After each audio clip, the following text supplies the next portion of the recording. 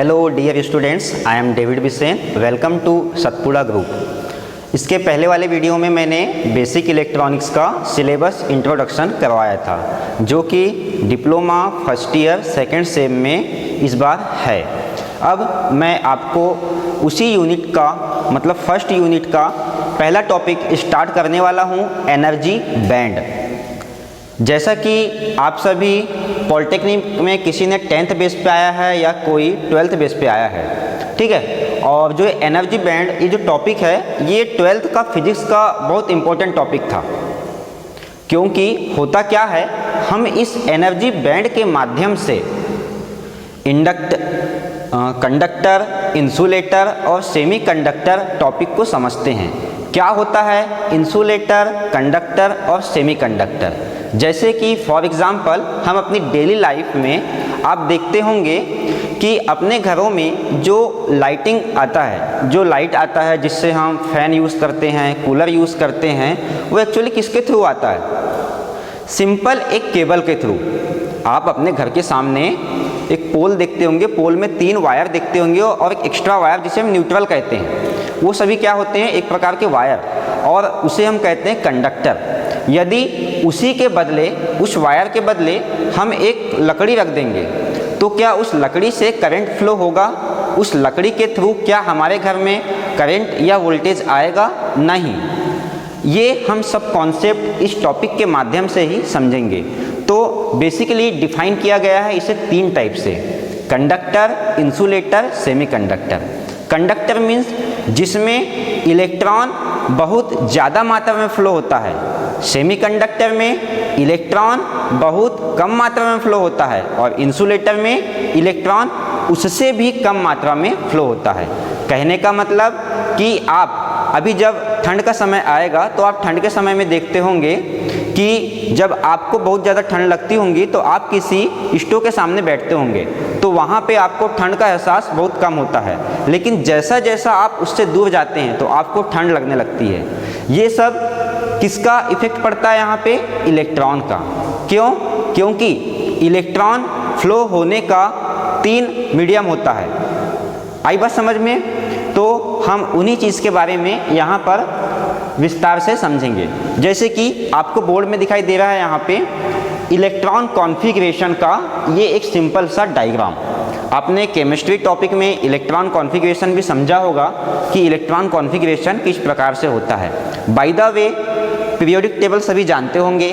Periodic table में different type के elements होते हैं, सोडियम, पोटेशियम, बेरियम, ठीक है। तो हमें उस इलेक्ट्रॉन के बारे में पढ़ने के लिए भी मिला होगा, जैसे बोर का नियम, रदरफोर्ड का मॉडल, ठीक है। तो डिफरेंट साइंटिस्ट ने इलेक्ट्रॉन के बारे में डिफरेंट मेथड्स दिए कि किस प्रकार से इलेक्ट्रॉन का कॉन्फ़िगरेशन होता है। तो आपके सामने एक कोई भी एग्जाम्पल, जैसे एटम में मैंने एक सोडियम और क्लोरीन लिया हूँ। यदि मान लीजिए ये सोडियम या क्लोरीन का एक बेसिक इलेक्ट्रॉन कॉन्फ़िगरेशन का डायग्राम है, तो इस डायग्राम में आपको फर्स्ट ऑर्बिट, सेकेंड ऑर्बिट और एक थर्ड ऑर्बिट यहाँ पे दिखाई दे रहा है। फर्स्ट ऑर्बिट मैंने लिखा, सेकेंड ऑर्बिट शो किया हूँ, उसके बाद थर्ड वाले ऑर्बिट को वैलेंस बैंड बोला, और लास्ट वाले ऑर्बिट को मैंने कंडक्शन बैंड बोला। अब मैंने इसे वैलेंस बैंड क्यों बोला, या इसे मैंने कंडक्शन बैंड ही क्यों बोला? क्योंकि वैलेंस बैंड क्या होता है? जिसमें इलेक्ट्रॉन एक्साइटेड होते हैं अपने दूसरे वाले बैंड में जाने के लिए या दूसरे वाले ऑर्बिट में जाने के लिए। और कंडक्शन बैंड क्या होता है? जिसमें इलेक्ट्रॉन आते हैं और इसी रिएक्शन के कारण किसी भी मटेरियल में करंट फ्लो होता है।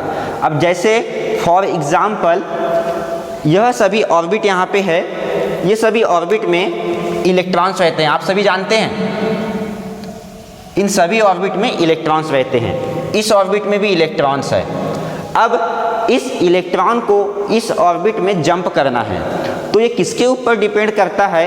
ये दोनों ऑर्बिट के बीच के डिस्टेंस के ऊपर। ये दोनों बीच के ऑर्बिट का डिस्टेंस जितना ज़्यादा होता है, हमें उस इलेक्ट्रॉन को इस ऑर्बिट से दूसरे ऑर्बिट में जंप करवाने के लिए उतनी ही ज़्यादा एनर्जी लगती है। और होता क्या है, प्रत्येक मतलब एवरी इलेक्ट्रॉन का एनर्जी अलग अलग होता है। तो हम यहाँ पर डिफाइन नहीं कर सकते, इसलिए एक ऑर्बिट में सभी इलेक्ट्रॉन की एनर्जी को एवरेज मानकर हम उसको एनर्जी बैंड डायग्राम का नाम दिया गया। अब बात समझे कि एनर्जी बैंड किसे कहते हैं, क्योंकि होता क्या है, प्रत्येक ऑर्बिट में सभी इलेक्ट्रॉन की एनर्जी अलग अलग होती है और हमें उस सभी इलेक्ट्रॉन की एनर्जी को यहाँ पर एवरेज किया गया और उस एवरेज इलेक्ट्रॉन एनर्जी को एनर्जी बैंड कहा गया, इसलिए हम इसे एनर्जी बैंड डायग्राम कहते हैं।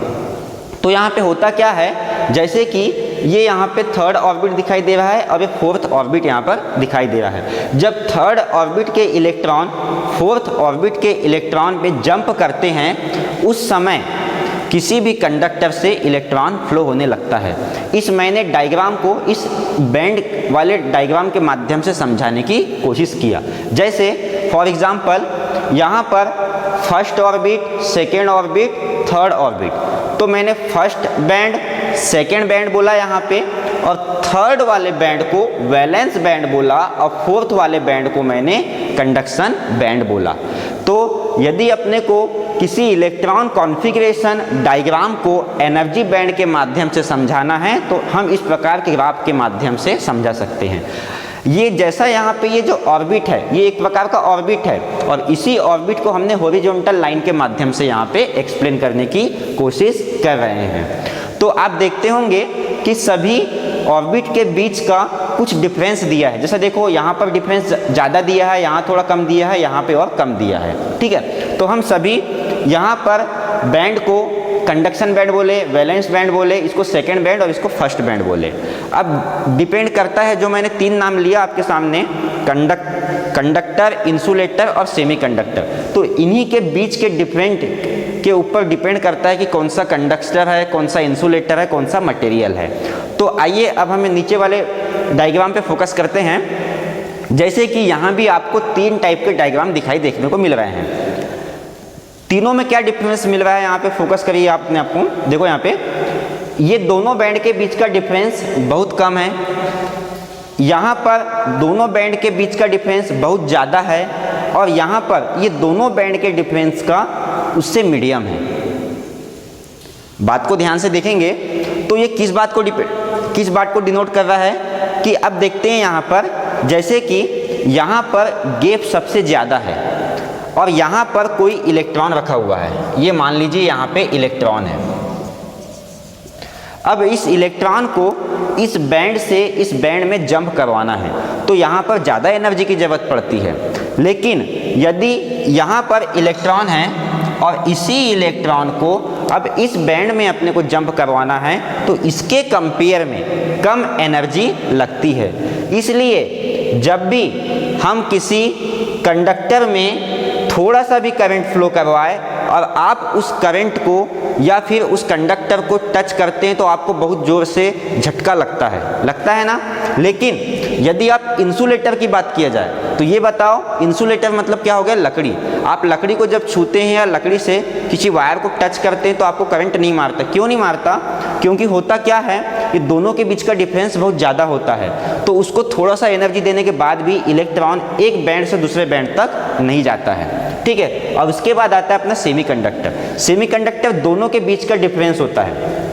जैसे यहाँ पर सबसे कम डिफरेंस है, यहाँ पे सबसे ज़्यादा है, लेकिन यहाँ पे मीडियम है। यहाँ नॉर्मल टेम्परेचर पे ही यहाँ के कुछ इलेक्ट्रॉन इस बैंड में एंट्री कर लेते हैं। तो हम सेमीकंडक्टर के बारे में आगे वाले वीडियो में डिटेल से पढ़ेंगे, क्योंकि होता क्या है, इसमें हम पूरे टॉपिक को इस यहाँ पर नहीं बता सकते। इसके कारण क्या होता है, यदि मान लीजिए मैंने आपको यहाँ इस सेमीकंडक्टर के बारे में बता दिया तो ये वीडियो थोड़ा लॉन्ग भी हो जाएगा, इसलिए मैं पार्ट वाइज यहाँ पे वीडियो बनाने की कोशिश कर रहा हूँ। तो आई होप आप सभी को यह वीडियो समझ आया होगा और साथ में मैं इसका कुछ नोट्स भी बनाया हूँ ताकि आप एग्ज़ाम में उसको लिख पाए। तो नीचे दिए हुए लिंक पर आप क्लिक कर सकते हैं और PDF भी डाउनलोड कर सकते हैं। Thank you.